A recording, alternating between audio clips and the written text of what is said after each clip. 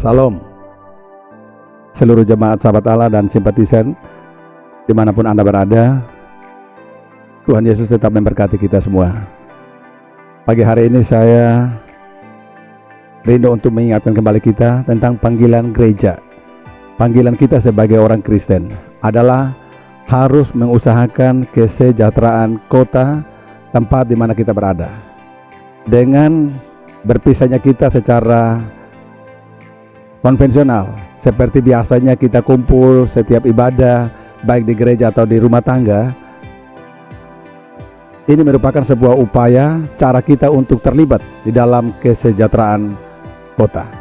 Sebab itu, pemerintah ketika memerintahkan, menghimbau, memberikan ultimatum, maklumat supaya kita menjauhi kerumunan banyak orang, di dalamnya termasuk beribadah dari rumah, maka ini merupakan sebuah ketaatan di mana kita mau supaya kota di mana kita berada, daerah di mana kita berada itu hidup aman, sejahtera, jauh dari penyakit. Sebab itu gereja kita mengambil keputusan untuk ibadahnya secara bukan di gereja bersama-sama, tetapi di rumah masing-masing. Hal ini memang membuat kita tidak nyaman. Kita yang tidak terbiasa memimpin ibadah sendiri di rumah, terbiasa untuk sendiri-sendiri, ini agak menjadi kesulitan. Tetapi ini jalan baik juga dari Tuhan supaya kita belajar keluarga sendiri beribadah dekat sama Tuhan, bersekutu dengan Tuhan, semakin bertumbuh di dalam pengenalan kepada Tuhan. Nah, untuk itu saya perlu ingatkan kembali tentang edaran yang saya sampaikan beberapa waktu yang lalu tentang tata cara beribadah di rumah kita masing-masing. Setiap keluarga yang mengikuti siaran online ini atau yang tidak mengikuti, tolong disampaikan yang sempat ketemu bahwa mulai hari ini setiap Selasa, Rabu, Kamis, Jumat, dan Sabtu, setiap keluarga jemaat sahabat Allah ibadah di rumah masing-masing. Soal jamnya itu terserah, mau jam 6 sore, jam 7 atau jam 8, maksimal jam 8, supaya jangan sampai berdoa sambil ketiduran yang lain. Tapi semua diberi kesempatan untuk menentukan waktunya sendiri-sendiri. Hanya tata cara ibadahnya, yang pertama lagu pembukaan. Biasanya kalau di kita lagu pembukaan adalah lagu doa, lagu penyembahan, lagu yang iramanya lambat. Satu lagu dinyanyikan mungkin 1-2 kali, kemudian doa buka. Buka isinya adalah persekutuan ini dimulai di dalam pimpinan Allah Tritunggal. Kemudian menyanyi 1 atau 2 lagu lagi, lagu cepat boleh, lagu lambat juga boleh. Di dalam ibadah ini, lagu-lagu yang diadakan, usahakan supaya keluarga bisa ngikuti, belajar memuji menyembah Tuhan di rumah.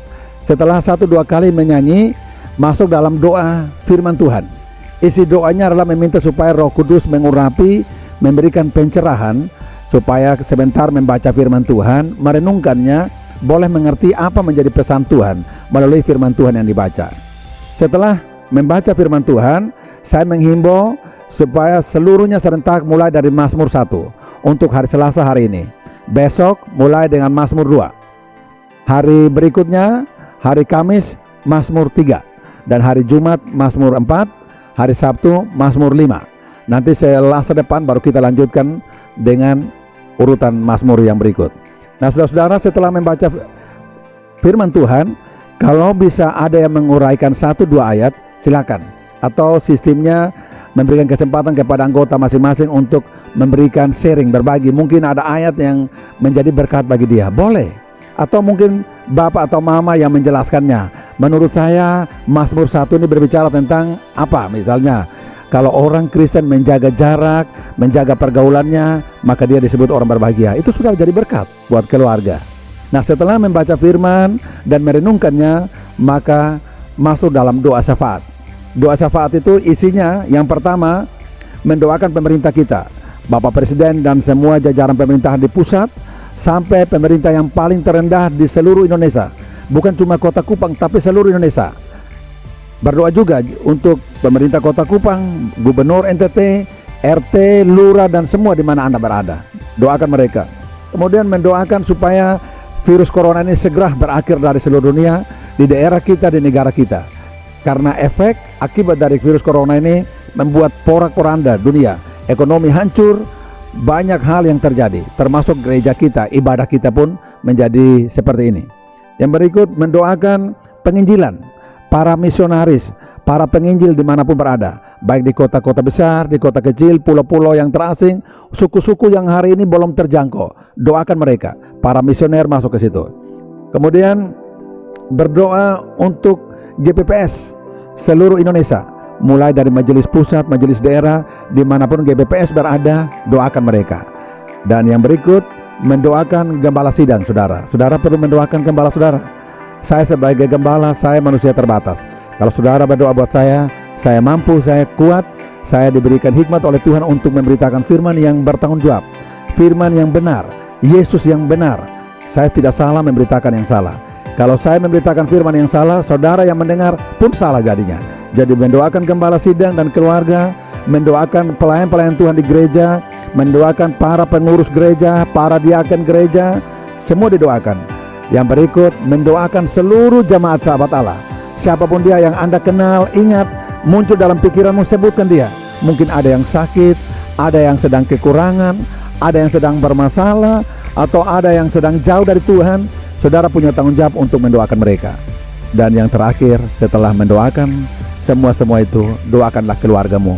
Berdoalah buat suami, istri, anak-anak, papa, mama, nenek, opa, oma, ipar, semua didoakan. Dan kebutuhan pribadimu didoakan. Itu ajaran Tuhan Yesus. Nah, karena itu saya berharap setelah doa syafaat, maka dilanjutkan dengan doa tutup. Ucapkan terima kasih kepada Tuhan atas pimpinannya di dalam persekutuan itu. Kemudian tutup di dalam nama Bapa, Anak, dan Roh Kudus, di dalam nama Tuhan Yesus Kristus. Saya berharap setelah virus corona berakhir, tetap di rumah masing-masing. Meskipun ada ibadah permata, kaum pria, perempuan, ada kebaktian kaum muda, semua boleh berjalan. Tetapi rumah tangga paling tidak melalui situasi seperti ini sudah terbentuk yang disebut dengan family altar atau mesbah keluarga, ada doa keluarga, macam-macam. Itu sudah dibentuk, sehingga saya tidak perlu mengingatkan lagi.